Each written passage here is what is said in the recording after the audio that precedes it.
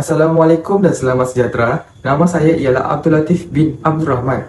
Pada hari ini, saya akan menerangkan 3 jenis tokoh. Tokoh yang pertama sekali yang ingin saya sampaikan adalah tokoh Quranik.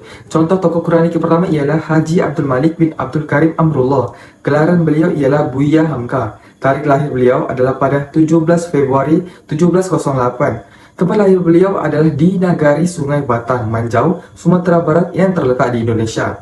Beliau wafat pada umur 73 tahun bersamaan 24 Julai 1981. Nama ayah beliau ialah Sheikh Abdul Karim Amrullah bin Abdullah Atta, dikenali sebagai Haji Rasul dan merupakan seorang reformis Islam terkenal di Sumatera, Indonesia. Dan nama ibu beliau ialah Syafia, dikenali sebagai seorang ulama, aktivitis politik dan juga penulis di Indonesia. Assalamualaikum, nama saya Haziq Hidayat bin Khairul Azhar, nombor matrik S56221. Saya akan membacakan surah Al-Qamar ayat ke-17. Bismillahirrahmanirrahim. Walaqad yassarna al-Qur'ana lizikri fahal min mudakkir. Dan maksudnya, dan sesungguhnya telah kami mudahkan Al-Quran untuk peringatan, maka adakah orang yang mengambil pengajaran? Surah Hud ayat ke-24. Bismillahirrahmanirrahim. Masalul fariqaini kal a'ma wal absammi wal basiri was sami'. Hal yastawiyani masala afala tazakkarun. Maknanya, perumpamaan kedua golongan, orang kafir dan mukmin seperti orang buta dan tuli dengan orang yang dapat melihat dan dapat mendengar. Apakah kedua golongan itu sama keadaan dan sama sifatnya? Maka tidakkah kamu mengambil pengajaran? Hai, Assalamualaikum. Saya Ummu Mikia binti Abdul Halim, S9873. Okey, hari ini saya akan memberikan atau membacakan sedikit tentang tadabbur beberapa surah. Iaitu surah pertama kali ini adalah surah Al-Qamar ayat 17. Di mana poin yang kita nak beritahu adalah poin pertama, di mana Allah Subhanahu Wa Taala menggertak orang-orang kafir yang memilih Tuhan lain selain daripada Allah. Itu poin yang pertama. Kemudian poin yang kedua pula adalah di mana Allah memberitahu melalui surah tersebut, kita tadabburkan dia. Allah memberitahu bahawa sesungguhnya Allah telah mempermudahkan lafaz bacaan Al-Quran itu sendiri. Kemudian Allah juga memberikan kefahaman kepada mereka yang menginginkan kefahaman tersebut untuk orang-orang ini seterusnya memberikan kebaikan dan manfaat kepada orang lain. Baik, kita berpindah kepada tafsiran kita yang kedua, surah yang kedua juga, iaitu surah Hud ayat ke-24. Sejujurnya Allah Subhanahu Wa Taala menggunakan tashbih ataupun perumpamaan dalam ayat ini yang mengatakan bahawa orang-orang kafir itu buta dan tuli.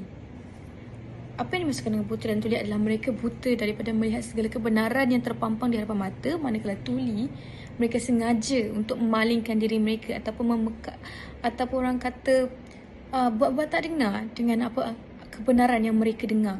Sampaikan anak cucu mereka tidak dapat menerima kebenaran disebabkan oleh mereka yang tidak mahu atau berpaling kepada kebenaran.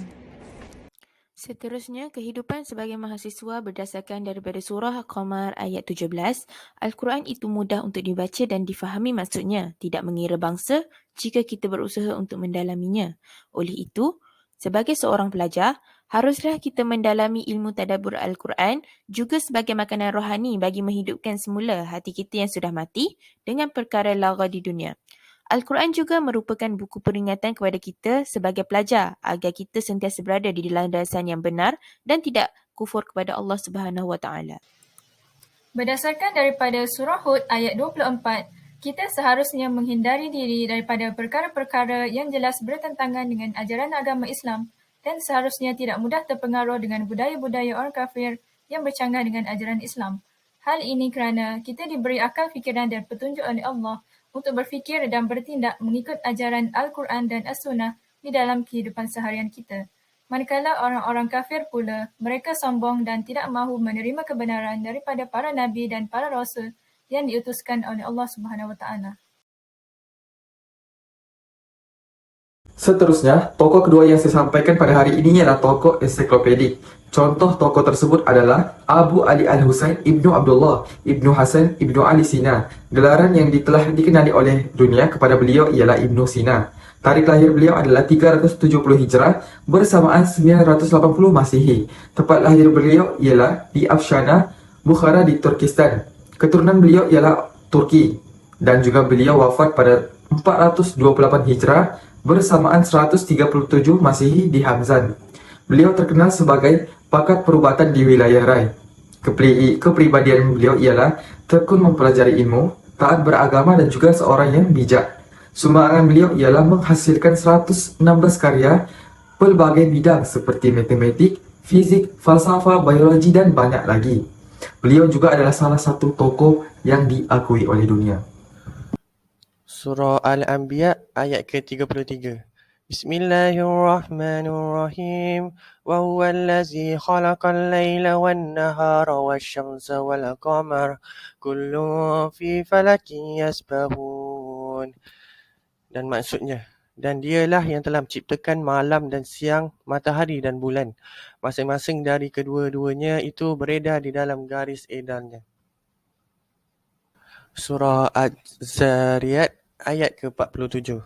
Bismillahirrahmanirrahim.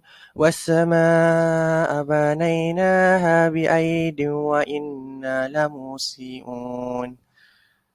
Maknanya, dan langit itu kami bangun dengan kekuasaan, dan kami benar-benar meluaskannya. Untuk tafsir dan tadabbur bagi surah Al-Anbiya ayat 33, dia sendirilah yang menciptakan malam sebagai waktu istirahat dan menciptakan siang sebagai waktu untuk mencari rezeki. Juga menciptakan matahari sebagai petanda adanya siang dan bulan sebagai petanda adanya malam. Sekeduanya, matahari dan bulan ini, masing-masing beredar pada garis edarnya, tidak bergeser dan tidak pula berpindah darinya. Untuk tafsir dan tadabbur bagi surah An-Zariyat ayat 47, tidak hanya berkuasa mengazab umat yang durhaka dan ingkar pada ajaran Nabi, Allah juga berkuasa menciptakan langit dan juga alam semesta. Dan langit yang terhampar luas di atas kepalamu itu, kami bangun dengan kekuasaan kami yang maha dahsyat dan maha sempurna. Dan kami benar-benar memiliki kekuasaan yang tidak terbatas, sehingga tidak ada yang dapat menghalangi kami untuk meluaskannya. Berdasarkan daripada surah Az-Zariyat ayat 47, kita hendaklah sentiasa mentaati dan mengikuti segala perkara yang telah diperintahkan oleh Allah Subhanahu Wa Taala dalam kehidupan seharian kita. Kerana Allah lah yang berhak ke atas setiap makhluk yang diciptakannya, sama ada di langit ataupun di bumi. Selain itu, kita haruslah meneliti dan melihat tanda-tanda kebesaran ciptaan Allah Subhanahu Wa Taala seperti penciptaan langit dan bumi agar bertambah keyakinan kita kepada kebesaran dan keagungan Allah Subhanahu Wa Taala. Selain itu, kehidupan sebagai mahasiswa berdasarkan daripada surah Al-Anbiya ayat 33, Allah menjadikan malam dan siang. Malam dan siang tidak terjadi dengan sendirinya. Matahari dan bulan, siang dan malam adalah kejadian alam yang dapat dilihat sepanjang masa dan bergerak di dalam bulatan orbit masing-masing atas perintah Allah. Maka Allah gunakan makhluk-makhluk itu sebagai contoh kekuasaannya. Sedangkan makhluk Allah yang besar dari kita sebagai manusia juga tunduk akan perintah Allah, maka siapa kita untuk melanggar perintahnya? Oleh yang demikian, sebagai seorang mahasiswa serta hamba yang kerdil, haruslah kita sentiasa bersikap merendah diri dan tidak sombong terhadap masyarakat sekeliling seperti guru yang mengajarkan ilmu kepada kita serta sentiasa taat akan suruhan Allah dan meninggalkan segala larangannya. Akhir sekali, tokoh yang akan saya sampaikan pada hari ini ialah tokoh ijtihadi. Contoh tokoh tersebut bernama Muhammad bin Idris bin Al-Abbas bin Utsman bin Syafi'i bin As-Saib. Gelar yang telah dikenali oleh dunia kepada beliau ialah Imam Syafi'i. Tempat lahir beliau ialah bertempat di Gaza, Palestin. Tarikh lahir beliau ialah pada tahun 150 Hijrah bersamaan 767 Masihi. Dan juga beliau wafat pada 29 Rajab tahun 204 Hijrah bersamaan 820 Masihi. Kepribadian beliau ialah sanggup tinggal bersama-sama dengan kaum Arab Badui demi menguasai bahasa khusus sastraan. Dan juga beliau juga sanggup bermusafir jauh demi kecintaannya terhadap ilmu. Dan sumbangan beliau ialah menghasilkan karya Ar-Risalah, Al-Um dan Al-Musnad. Dan juga beliau mengasaskan mazhab berdasarkan jima, qiyas dan juga istidlal. Surah Al-Hajj ayat ke-21. Bismillahirrahmanirrahim. Law anzalna khazal Qur'ana ala jabalin la ra'aitahu khashi'an mutasaddi'a خاشعا متصدعا من خشية الله وتلك الأمثال نضربها للناس لعلهم يتفكرون. Maknanya, kalau sekiranya kami turunkan Al-Quran ini kepada sebuah gunung, pasti kamu akan melihatnya tunduk terpecah belah disebabkan ketakutannya kepada Allah. Dan perumpamaan itu kami buat untuk manusia supaya mereka berfikir. Surah Ankabut ayat ke-20. Bismillahirrahmanirrahim. Qul siru fil ardi fanzuru kaifa bada'al khalq. Summa Allah yunshi'ul nash'atal akhirah. Inna Allah ala kulli syai'in qadir. Maksudnya, katakanlah, berjalanlah di muka bumi, maka perhatikanlah bagaimana Allah menjadikan kejadian yang akhir. Sesungguhnya Allah Maha Kuasa atas segala sesuatu. Assalamualaikum, saya Siti Nuraini binti Abdullah, S58258. Berdasarkan surah Al-Hajj ayat 21, Al-Quran ini amat hebat dan Allah buat perbandingan. Kalaulah ianya diturunkan kepada gunung, dalam surah Al-A'raf ada disebut bagaimana Nabi Musa minta untuk lihat wajah Allah. Dalam ayat itu diberitahu bagaimana Allah telah tajalli, iaitu menampakkan diri pada gunung dan gunung itu hancur. Dan Nabi Musa pun pingsan. Kenapa gunung itu pecah? Kerana gunung itu takut kepada Allah. Lebih-lebih lagi kerana takut tentang hukuman yang Allah boleh kenakan kepada mereka. Kerana di dalam Al-Quran ada ayat-ayat tentang hukuman dan kerana hebatnya Al-Quran yang diturunkan kepadanya. Ini adalah kerana dalam Al-Quran itu memberitahu tentang Allah dan gunung takut kepada Allah. Manakala berdasarkan surah An-Ankabut ayat 20, iaitu katakanlah wahai Rasul kepada orang-orang yang mendustakan hari kebangkitan tersebut, berjalanlah di muka bumi dan perhatikanlah bagaimana Allah memulai penciptaan makhluk. Kemudian Allah menghidupkan manusia setelah kematiannya dengan kehidupan kedua untuk kebangkitan dan perhitungan. Sesungguhnya Allah Maha Kuasa atas segala sesuatu. Tidak ada sesuatu pun yang mampu melemahkannya. Maka tidak berat baginya untuk membangkitkan manusia sebagaimana tidak berat baginya untuk menciptakan mereka dari awal. Kesinambungan kehidupan sebagai mahasiswa berdasarkan daripada surah Al-Hajj ayat 21, Allah membuat perbandingan. Jika ianya diturunkan kepada gunung, gunung yang tegak dan kukuh itu juga akan pecah. Kerana di dalam Al-Quran ada ayat-ayat tentang hukuman dan kerana hebatnya Al-Quran itu sendiri yang diturunkan. Justeru, sebagai mahasiswa dan makhluk yang naif dan lemah, kita haruslah berusaha mendapatkan takwa iaitu dengan mempelajari dan mengamalkan apa yang diajar di dalam Al-Quran dan sentiasa patuh akan perintah Allah dan mengelakkan diri daripada berasa angkuh.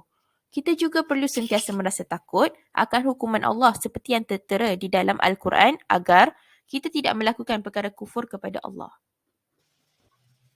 Berdasarkan daripada surah Al-Ankabut ayat 20, sebagai seorang pelajar, kita digalakkan untuk merantau dan mengembara ke seluruh pelosok alam ini bagi mencari, mengkaji dan memerhati setiap ilmu atau setiap sesuatu yang telah diciptakan oleh Allah Subhanahu Wa Taala di alam ini bagi meningkatkan ketakwaan dan keimanan kita terhadap bukti-bukti kekuasaan dan keesaan Allah Subhanahu Wa Taala yang Maha Agung. Akhir sekali, saya akan bentangkan amalan yang boleh diamalkan dari setiap surah yang kami masukkan. Yang pertama daripada surah Al-Hajj ayat 21 adalah kita seharusnya mempelajari dan mengamal ajaran Al-Quran kerana Al-Quran ini mujizat yang hebat telah diturunkan oleh Allah sebagai satu panduan hidup umat manusia. Yang kedua daripada surah Al-Ankabut ayat 20 iaitu kita mestilah beriman kepada Allah dan menghayati kejadian semesta alam ciptaannya bagi meningkatkan ketakwaan kita kepada kekuasaan Allah. Yang ketiga, surah Al-Anbiya ayat 33 dan juga surah Al-Nazi'at ayat 47 adalah kita seharusnya mengagumi kekuasaan dan kebesaran Allah dan ciptaannya agar kita tidak sombong dan angkuh. Yang kelima, surah Al-Qamar ayat 17 mengajak kita supaya menghafal dan mengambil pengajaran daripada Al-Quran. Dan yang terakhir daripada surah Al-Hud ayat 24, kita perlulah mengikut ajaran yang betul dan meninggalkan perkara syirik kerana Allah telah menurunkan Al-Quran sebagai panduan agar sentiasa berada di landasan yang benar. Janganlah kita menjadi seperti orang kafir yang sombong dan tidak mahu menerima kebenaran. Itu saja daripada kami. Terima kasih.